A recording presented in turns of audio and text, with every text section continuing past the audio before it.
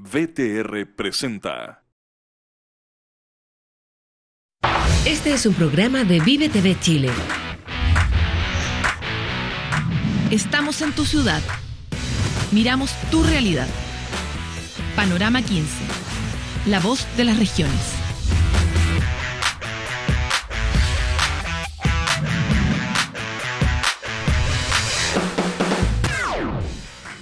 Cada vez que escuchamos sobre el movimiento estudiantil es muy difícil encontrar ahí el discurso que tiene que ver realmente con los temas de las regiones y lo que las afecta directamente a ellas. Es por eso que hoy día quisimos tener a Melissa Sepúlveda, originaria de Concepción, para que nos cuente cuál es la mirada que tiene el movimiento este año en relación a las materias que a las regiones les importan. Bienvenidos todos, aquí comenzamos Panorama 15. Panorama 15. La voz de las regiones. Los combustibles, como la espuma, suben y suben y la tendencia parece que no va a retroceder. Una de las zonas más afectadas, obviamente, son las regiones extremas en el sur del país. En Magallanes, los gremios del transporte público ya anunciaron que no podrán seguir pagando los costos y vendrían alzas en las tarifas. Algunas de las repercusiones en la nota de Miroslava Jadrievich.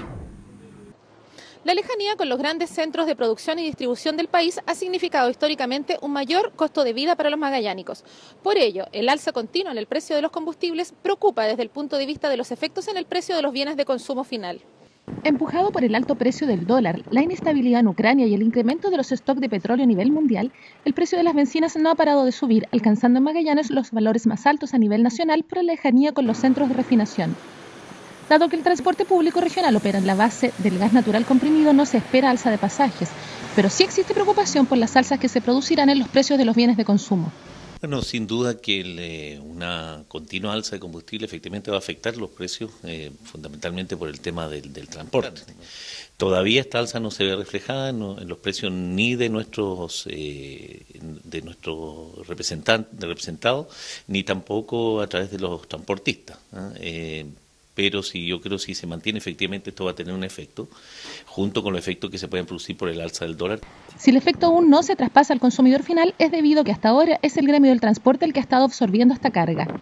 El abastecimiento de la región de Magallanes enfrenta una situación logística compleja. Solo si se consideran los fletes desde Santiago, se trata de un trayecto de 3.250 kilómetros, pero también existe un importante flujo de mercaderías desde la zona franca de Iquique. No existe conectividad terrestre, por lo cual parte importante de la ruta se cubre mediante transbordos en ferry o a través del territorio argentino. Considerando que el diésel representa el 60% de la estructura de costos de las empresas transportistas, evitar el alza en el valor de los fletes es un desafío considerable.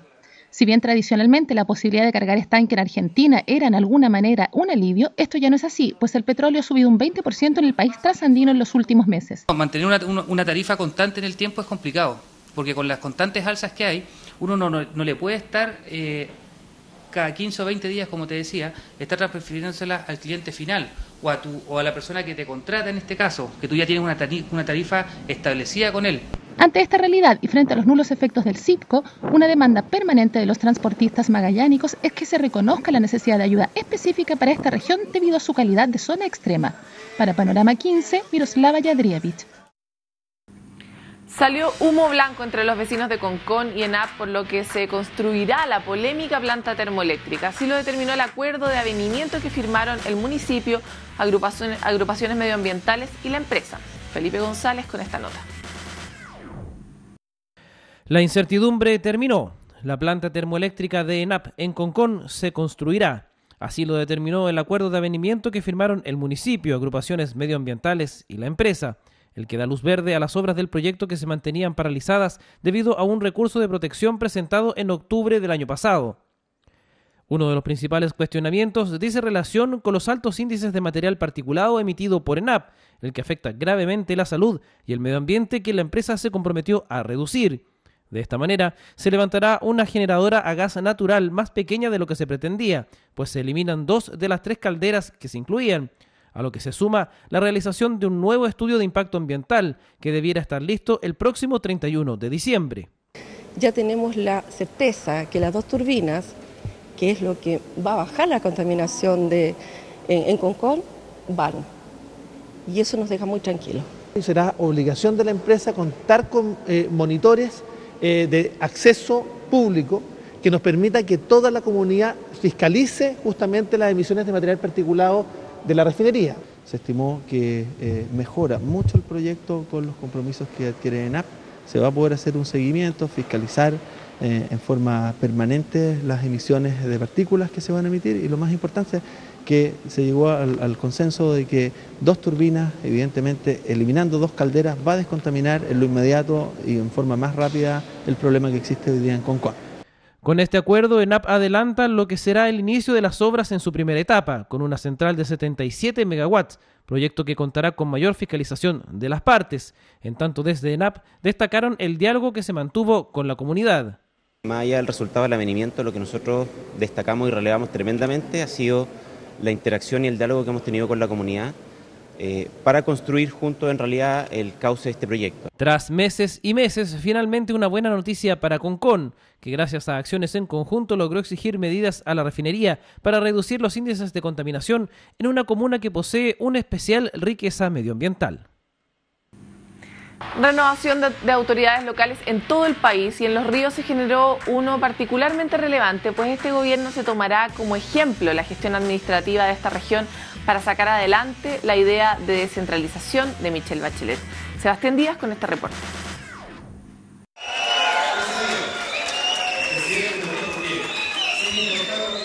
Ni siquiera estas manifestaciones en contra del saliente intendente regional Henry Azurmendi lograron empañar la ceremonia de asunción del nuevo gobierno regional y su gabinete. Y es que Egon Montesinos, nuevo intendente, debió intervenir en la ceremonia en favor de Azurmendi, quien no podía continuar con su discurso debido al ensordecedor ruido de un grupo de dirigentes de ANEF que silbaban en las butacas del aula magna de la UACH, acusando olvido de la autoridad regional en materia de acuerdos y vivienda. Asimismo, el nuevo intendente hizo saber su preocupación en diversas materias, a puertas de un gran desafío que incluye no solo construir un nuevo proyecto de región, sino además retomar el proyecto de la primera administración de la actual presidenta. Bueno, el desafío más grande es recuperar este sueño, que tal como tú señalas, la presidenta fue muy clara al señalármelo, que quería que la región de Los Ríos se transforme en una, o concrete más bien el sueño de ser una región modelo.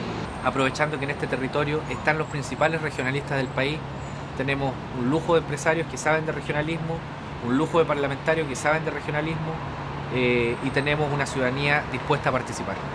Una nueva administración con rostros nuevos y otros no tanto. Es el caso de algunos consejeros regionales como Ítalo Martínez, quien cumple su tercer periodo como integrante del Consejo Regional de Los Ríos. Bueno, muy contento de estar asumiendo nuevamente mi tercer periodo y orgulloso, feliz de hacerlo en una administración con una compañera socialista, la doctora Michelle Bachelet. Primer día para muchos, último para varios. Unos entran y otros salen. Un comienzo auspicioso para el nuevo intendente que, a diferencia de su antecesor, salió en medio de un estruendoso aplauso. Sebastián Díaz, Panorama 15. Como siempre, revisamos las informaciones de nuestro medio asociado a los diarios ciudadanos de la red Mi Voz.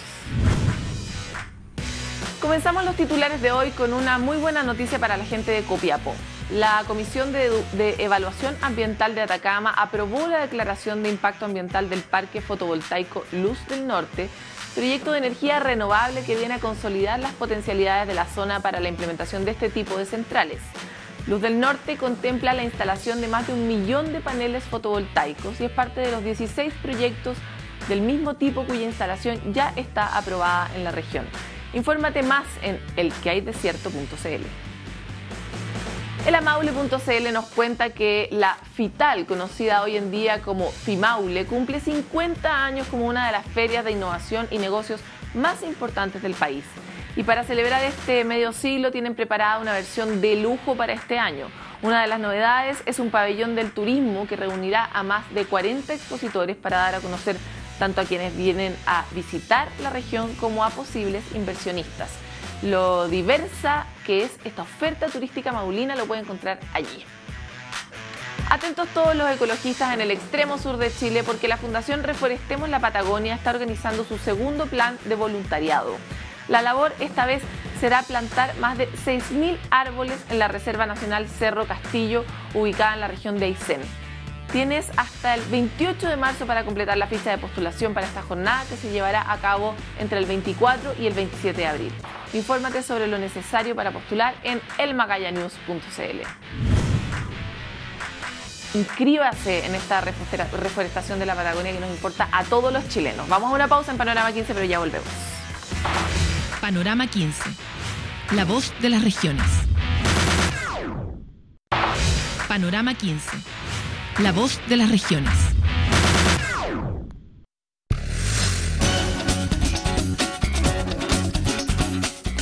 Estamos muy contentos porque finalmente pudimos traer aquí al estudio a la presidenta de la FECH, Melissa Sepúlveda, originaria de Concepción, así que estamos muy contentas de tener una Made in Regiones, una entrevista. Gracias por estar con nosotros. Muchas gracias por la invitación.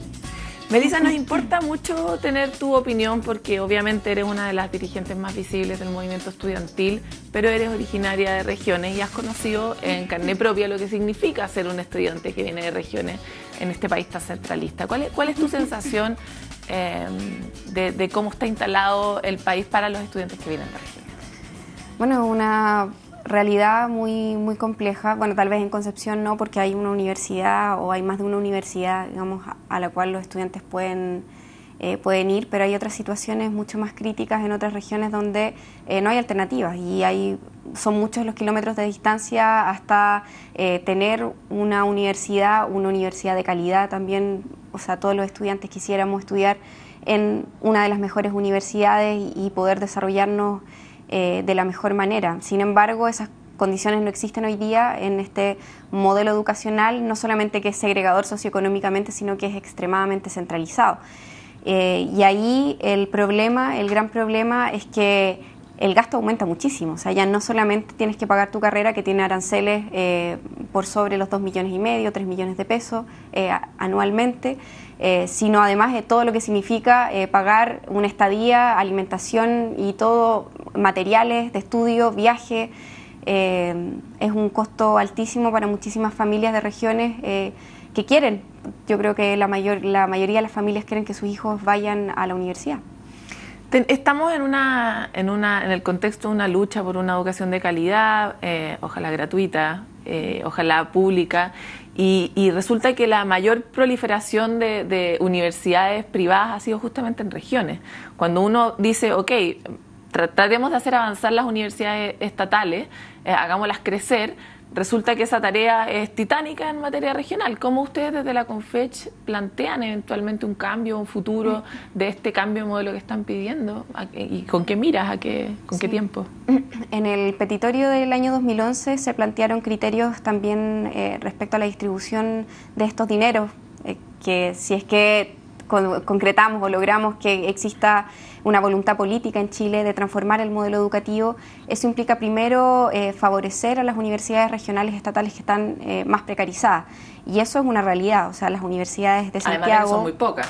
Son muy pocas, muy precarizadas, cada vez tienen menos matrícula porque también muchas veces son universidades que no responden a las necesidades de las regiones. Y ese es un tema crítico porque cuando nosotros hablamos de la educación como derecho social, no solamente nos referimos a que sea una educación gratuita o más bien pagada por impuestos o que no salga directamente del bolsillo, sino una educación que favorezca a la gran mayoría de los chilenos y a las necesidades que tenemos hoy día en los diferentes territorios. Cuando hablamos de una educación que esté relacionada con las comunidades, justamente nos referimos a eso, a que, por ejemplo, una comunidad es una región que tiene necesidades tan distintas en el norte como en el sur y que son necesidades a veces antagónicas. O sea, no podemos tener un currículum único ni un desarrollo único a nivel regional para las regiones, sino tiene que estar de acuerdo a los criterios de desarrollo regional. Y en ese sentido, pensar una universidad que haga investigación, que su docencia, que su extensión esté orientada a satisfacer esas necesidades, como puede ser en el sur desarrollo de energías más limpias, energías menos costosas para la calefacción, son necesidades y que eso las universidades y los centros de pensamiento debiese ser su prioridad. Hoy día pasa que el desarrollo de investigación, si es que tienen algunas universidades, porque algunas solamente son solo de docencia, es muy bajo y no van orientadas a las necesidades de esas comunidades, sino más bien a las necesidades de empresas privadas. Se empieza a relacionar cada vez más las universidades con el mercado laboral y con el desarrollo de investigación para las grandes empresas. Tocaste justamente un punto que resulta crítico. Nosotros en Panorama 15 siempre estamos viendo temas medioambientales, de planificación urbana, de temas, por supuesto, de educación, de calidad de vida, etcétera. Y lo que nos damos cuenta es que muy pocas veces alguien está mirando el plano completo, ¿verdad? O sea, ya arreglemos la universidad, otorguemos concedamos este punto del petitorio, demos mejor acceso, que la gente pague menos o pague nada, en fin. Pero, ¿qué pasa con el resto? Porque hay ciudades donde, dado el modelo centralista, no hay ni una oportunidad de trabajar en ningún lado. Entonces, ¿de qué forma ustedes también plantean o ven el problema de cómo relacionarse con los otros sectores para que la gente que salga a las universidades tenga donde trabajar? Sí, ese no solamente es un problema a nivel de la educación superior, sino a lo largo de toda la escolaridad tiene, donde se desarrollan los currículum, siempre tienen una lógica muy centralizada.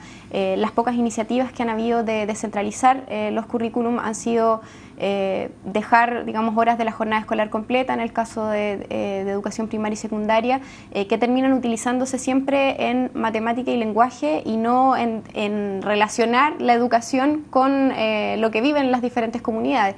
Y eso está dado por la estandarización de los procesos. Y en Chile se está viviendo ese proceso desde hace bastantes años a través de pruebas como el CIMSE, que nadie dice que no haya que medir los contenidos de matemática y lenguaje, sino que eso no puede ser el único criterio para entregar además financiamiento. Entonces pasa que los estudiantes tienen un mal resultado en el CIMSE, se le entregan menos recursos, es decir, se castiga en vez de tratar de fortalecer esos proyectos educativos, se les castiga, tienen menos recursos, sacan peor puntaje, entonces se genera un círculo y finalmente tenemos el cierre de muchas escuelas municipales, como está pasando no solamente en Santiago, que tal vez ha sido lo más visible, sino que a nivel nacional. Entonces ahí hay un problema, y cuando planteamos la desmunicipalización, que se ha hablado desde el año 2006 en adelante, nosotros decimos sí, hay que desmunicipalizar, pero esa desmunicipalización no puede significar centralizar todo de nuevo.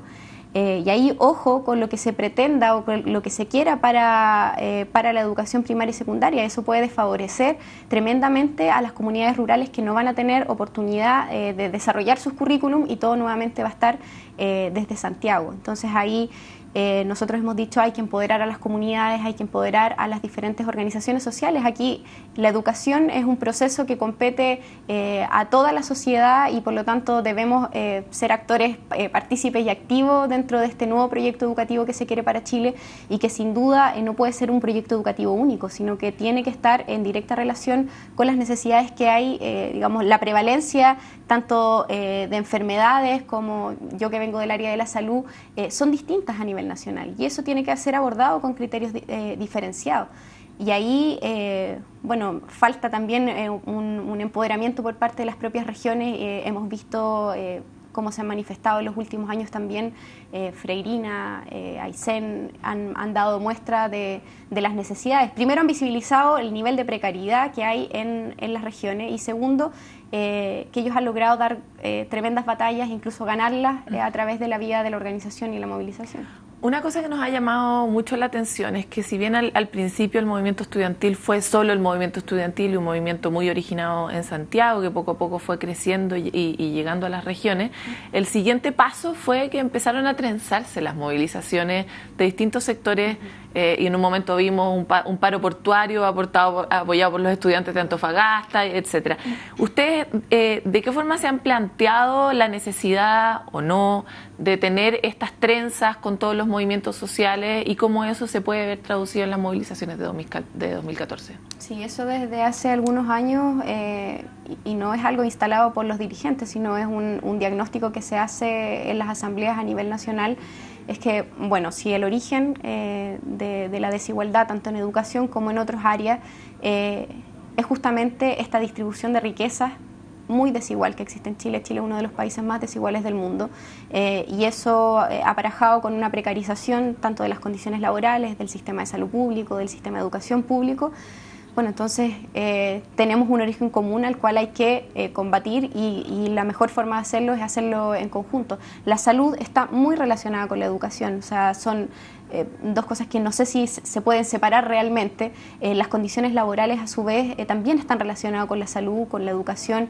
Entonces, aquí identificamos un origen común, que es un modelo de mercantilización de todas las áreas, de privatización de todas las áreas, en el cual el derecho social ha quedado detrás de los privilegios o del permiso que le entrega Chile para desarrollar empresas en lo que sea, y también con una permisividad por parte del Estado, no solamente un Estado subsidiario, sino un Estado promotor de desigualdad.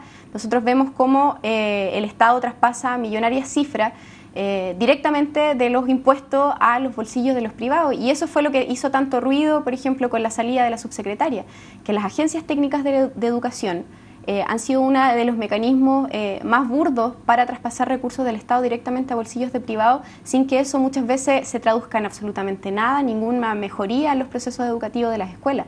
Ese es un punto que es bien relevante, porque en general la discusión está en torno a si las cosas son o no son privadas, o si el que está detrás se da como por sentado que si es un privado puede que no tenga muy buenas intenciones, y pareciera que la discusión debería estar más bien en torno a los resultados, ¿no? Como ustedes están per se en contra de los privados, o sea, ustedes están definidos, están decididos a exigir algo estatal y que el Estado se ponga los pantalones completos, o están dispuestos a plantear modelos mixtos, porque obviamente en un país como el que tenemos es imposible pensar hoy en un modelo completamente distinto, ¿no? O sea, hay que buscar Muchas veces cuando nosotros planteamos la posición del movimiento estudiantil, saltan inmediatamente las posiciones de bueno, entonces vamos a cerrar Universidad Católica, vamos a cerrar los colegios particulares subvencionados. Nosotros creemos que esa es una discusión absolutamente posterior. Hoy día, en la realidad que tenemos en Chile, lo importante y lo relevante y la prioridad debe ser fortalecer la educación pública. En Chile, como en ninguna otra parte, ni siquiera en Estados Unidos, que uno pudiera pensar que han privilegiado todo lo privado por sobre lo público, en ninguna parte se ha desmantelado el sistema de educación público como se ha hecho en Chile. En Chile, ¿quién podría entender que las universidades del Estado reciben en promedio entre un 10 y un 14% de su presupuesto? El resto es todos los aranceles que pagamos, y por eso las universidades estatales valen lo mismo que una universidad privada, porque el Estado ya no se hace cargo de sus propias instituciones, se están cerrando las escuelas municipales. Entonces, nuestra prioridad hoy día es cambiar el rumbo. Es decir, si la educación es un derecho social, entonces tiene que haber garantía de que todos y todas podamos acceder a esa educación. Y eso implica que el Estado fortalezca su proyecto y fortalezca el proyecto público de educación. Una discusión posterior es si las universidades privadas, sin distinción de ellas, porque esa es la otra discusión, o sea, ¿tienen que existir o no existir universidades privadas? Nosotros decimos, pueden existir universidades privadas. El punto es que no pueden existir universidades que lucren, universidades que tengan carreras que no tienen campo laboral, universidades que no realizan extensión ni realizan investigación, sino que solo pueden ser un departamento en el centro donde solamente se hace docencia, con condiciones laborales indignas para esos profesores, muchas veces a honorario. Entonces, esas son condiciones mínimas que no debiesen existir en ningún sistema educativo. El chacreo del sistema. Aquí existe una permisividad bajo esta lógica de la libertad de enseñanza, que más bien es solo libertad de negocio. En Chile se ha permitido, o sea, lo más absurdo como tener una universidad completa, y estoy hablando de la Universidad del Mar, que se cierre, que deje alumnos en la calle, y donde el Estado dice, bueno, esto es un conflicto entre privados. Cuando tenemos estudiantes que hasta el día de hoy no tienen ninguna alternativa, y también estudiantes egresados que no los contratan en ningún lado porque era una universidad de malísima calidad. Melissa, se nos acabó el tiempo, con el dolor de nuestro corazón, pero queremos seguir invitándote a Panorama 15 en adelante. Nos importa mucho la mirada del movimiento en relación a las regiones, algo que no se visibiliza también, así que también cuenten con nosotros para contar sus novedades. Muchas gracias, que estén muy bien. Hasta aquí llega este capítulo, siempre nos queda corto el tema, sobre todo en educación. Nunca tenemos suficientes respuestas para todas las demandas que desde regiones nos están llegando siempre a través de Twitter o Facebook, pero no dejen de hacerlas, porque gracias a ellas tenemos estas invitadas y otras. Nos vemos en un próximo capítulo. Este es un programa de Vive TV Chile. Estamos en tu ciudad. Miramos tu realidad. Panorama 15. La voz de las regiones.